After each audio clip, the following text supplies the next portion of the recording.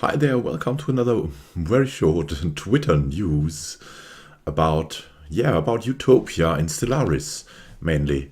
Mainly we're following a game played by Martin Unward of several games, and we'll look at the changes made there that we can see from the Utopia expansion. He's posting that just look at those happy and free pops because he has just freed them from slavery. This gives plus 10% happiness for about 10 years, probably. So he's freed them from slavery. Formerly, that was like, you freed slaves, yeah, where they are still pissed that you conquered them, but now they're thankful. They're thankful. That's one of the Utopia things, and you can now see that it is 10% happiness for 10 years. That's exciting. That's very deserving for freed from slavery or saved from slavery, as it's called here. This is from a game that Martin Unward played as like some democratic crusader type empire, like freeing everyone from slavery and stuff. And if not slavery, if slavery is continued, he will attack. So that was that. Then we have something here. He's about it. Stupid cultists. Democracy is our only god. Well, centuries ago, that's a new event. The Fellowship. Centuries ago, a group of radical priests and their devoted followers on Nekoras broke away from the established religions to form their own church. These extremists called themselves the Fellowship and have been responsible for many atrocities and acts of terror over the years. Although they have kept a low profile in modern times, we recently learned that many of their agents have infiltrated our military. These renegades have secretly been diverting resources to the construction of a small fleet of starships at a hidden facility on Nekoras. When their treasury was revealed, the cultists blasted into orbit on their ships and fled to Firin Taroga. So this is a variation of the pirates event. So you not only get pirates, now you get spiritual fanatics. And the Fellowship is really a good name. I mean, these could be the Illuminati for all that we know, but if any of you remember Ultima 7, probably no one ever, but if any of you remember Ultima 7 and the Fellowship, please tell. Ultima 7, one of the greatest role-playing games or role-playing game classics before the franchise was slowly ruined by Ultima 9.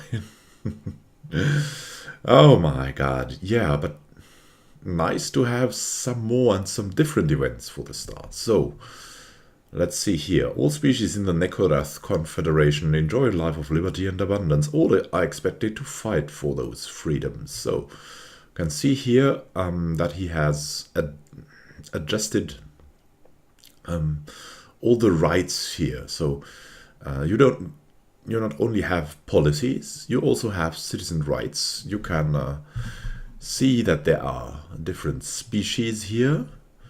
And for each of the species, you have that menu, supposedly. You can set rights, and yeah, you could also genetically modify them, but you can set the rights. Citizenship here, you can see full citizenship, living standard utopian, military service full, colonization rights, colonization allowed, so they will be available for colony ships.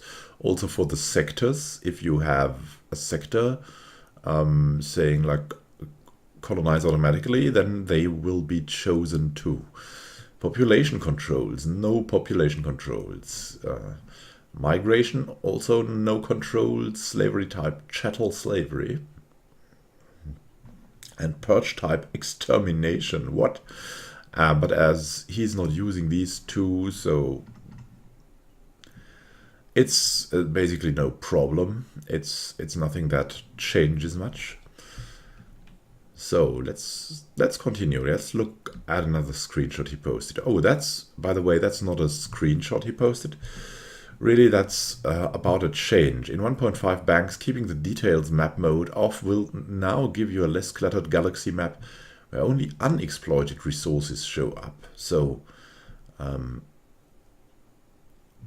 details off still tells you the important things. Details on will tell you all that is going on in these systems.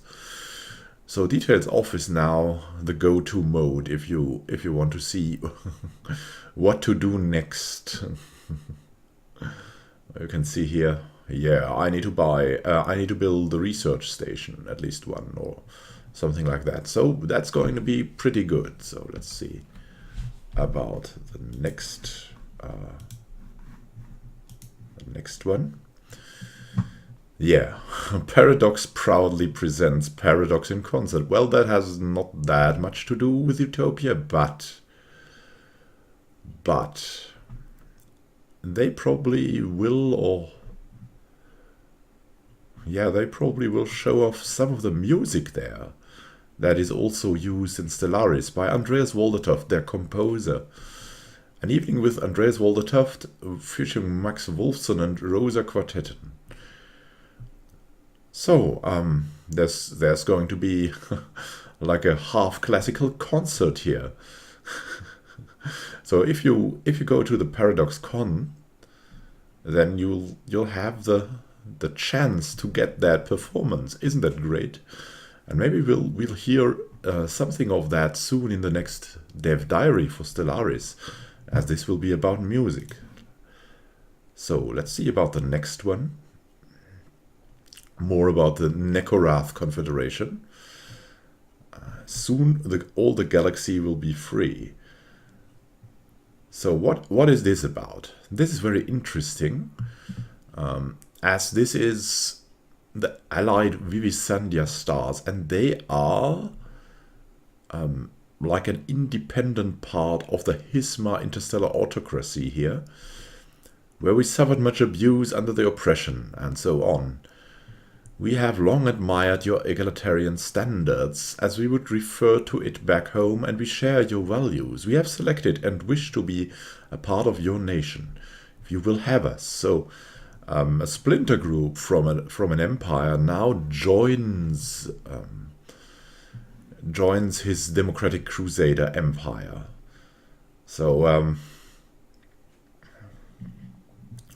this is some kind of a migration event, but also I think they're getting a planet here. Soon all of the galaxy will be free. So this is really great, and free at last gives also -50 unrest. Unrest also a new value here. Very nice to know that these events can happen too as here. So there's something else. I just took this one because you can see that there's an agenda you have, and it seems like it is modifiable. The agenda by High Inquisitor Jepra Fenn. So there's going to be something more dynamic about government and government change by that agenda. So that the agenda is not anymore like build this or this and this gives you more minerals, and this is built less cheap, or whatever, built for mining or research stations. No, there's something specific to your ethics and civics here. Xeno outreach, which would in that case probably mean that you should like contact other species and get friendships done or something like that. So there's going to be a lot more variation, similar to the missions that you can get in EU4, where you also have that kind of like make a royal marriage or something like that. So that would be the agendas. I really like that. That was the very short Twitter news this time. Thank you for watching. If you're interested in more news, especially about the Dev Diaries, I'm making regularly every week when a new Dev Diary comes out, I'm making a video, usually the same day, just to get you informed about that thing and what it means, and set it into context and all of that. So if you're interested in regular news about Stellaris and We also have an ongoing Let's Play that's very far in the future. I think it's in the year 2500 round now. And yeah, also some guides. More of that will come out when Utopia launches, as there's so many changes.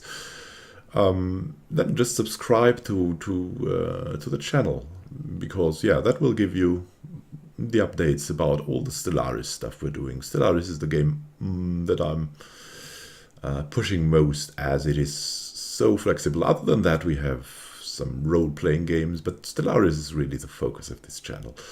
So thank you for watching. If you like content, like, subscribe.